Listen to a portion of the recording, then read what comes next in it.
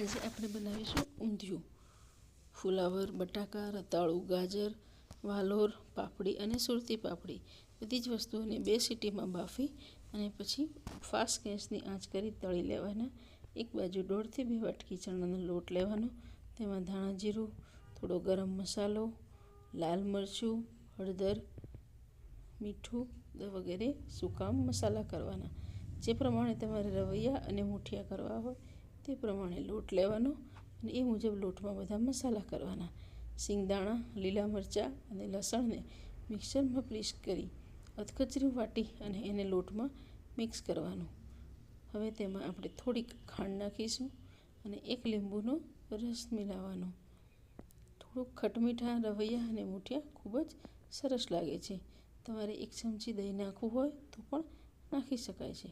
હવે એમાં નાની 1 વાટકી જેટલું તેલ નાખી અને હવે હાથેથી મસળી આ બધો મસાલો અને તેલ લોટમાં વ્યવસ્થિત રીતે ભળી જાય તેવી રીતે મિલાવી દેવાનું, જેથી કરી લસણ, તેલ, સિંગ બધું જ બેસનની અંદર એક સરખું મળી જાય. મસળવામાં ધ્યાન રાખવાનું અને પછી જરૂર લાગે તો સેજ ચાખી અને મીઠું કે એવું જોઈતું હોય તો ઉમેરી લેવાનું. આ બેસનનો મસાલો કોઈ પણ ભરેલા શાક બનાવવામાં વાપરી શકાય છે અને તેમાં લસણ અને સિંગ હોય તો એ ખૂબ જ સરસ લાગે છે. નાની સાઈઝના રવૈયાને ધોઈને ચીરા કરી અને પાણીમાં પલાળીને રાખવાના, જેથી કરીને જે રીતે આ મસાલો બની જાય પછી તરત એમાં આ રીતે રવૈયા ભરવાના શરૂ કરવાના. આડા અને ઊભા એમ પ્લસની સાઇનવાળા ચીરા પાડી તેમાં રવૈયામાં આ લોટ ભરી દેવાનો છે. ઊંધિયામાં ભરેલા રવૈયા અને મેથીના મૂઠિયા ખૂબ જ સરસ લાગે છે.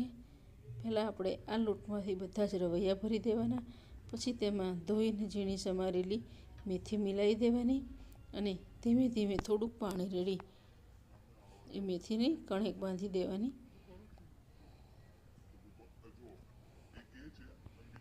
તેલમાં મોયણને બધો મસાલો નાખેલો જ છે એટલે હવે આપણે થોડુંક પાણી 1 ચમચી રેડતું જવાનું અને કણેક બાંધી દેવાની.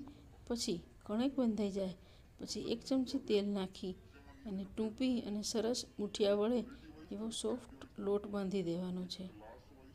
તમે જોઈ શકો છો કે થોડાક જ પાણીમાં, કારણ કે મેથીનું પણ પાણી વળે છે અને આ મસાલાનું પણ પાણી વળ્યું છે, તો આ કણેક તૈયાર થઈ ગઈ છે.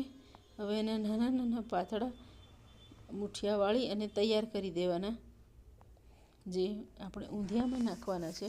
કણેક વધારે હતી એટલે થોડાક નાના વડા જેવા બનાવ્યા છે, જે તળીને ચામાં ખાવાના છે. હવે આપણે પહેલાં મૂઠિયા, બનાવેલા વડા અને રવૈયા બધી જ વસ્તુને આ તેલમાં તળી દેવાનું છે. ડાયરેક્ટ બાફવાથી ક્યારેક મૂઠિયા તૂટી જાય છે, પણ એક વખત તળી દેવાથી તે મૂઠિયા ઊંધિયાના શાકમાં આખા જ રહે છે. જે ગોળ વડા બનાવ્યા છે તે ચા અને દહીં જોડે ખૂબ જ સરસ લાગે છે, એટલે એને પણ આપણે તળીને તૈયાર કર્યા છે. હવે એક કુકરમાં રાઈ, જીરું, તલ, લસણ, હિંગ અને જે બાફી અને તળીને રાખ્યા હતા એ દરેક શાકભાજીની અંદર સૂકા બધા મસાલા મિલાવી થોડુંક પાણી રેડી અને એને કુકરમાં મિક્સ કરી દેવાનું. એના ઉપર આપણે મૂઠિયા મૂકી દેવાના. આ મૂઠિયા આની ઉપર બધા તળેલા મૂઠિયા આની ઉપર ગોઠવાઈ જાય પછી કુકર બંધ કરી 1 કે 2 સીટી બોલાવી દેવાની, જે પ્રમાણે તમારે શાકનું પ્રમાણ હોય. હવે કઢાઈમાં થોડુંક તેલ અને હિંગ ગરમ કરી આપણું બાફેલું બધું શાક એમાં મિલાવી દેવાનું. તેમાં વટાણા હતા એને મેં તળીને રાખ્યા હતા, થોડી કોથમીર એ બધું પાછળથી મિલાવી છે. વટાણાનો કલર ખૂબ જ સરસ લાગે છે. ભરેલા રવૈયા છે એને પણ 1 સીટી બાફી અને તળીને તૈયાર કર્યા છે, તે રવૈયા પણ આમાં મિલાવી દેવાના છે.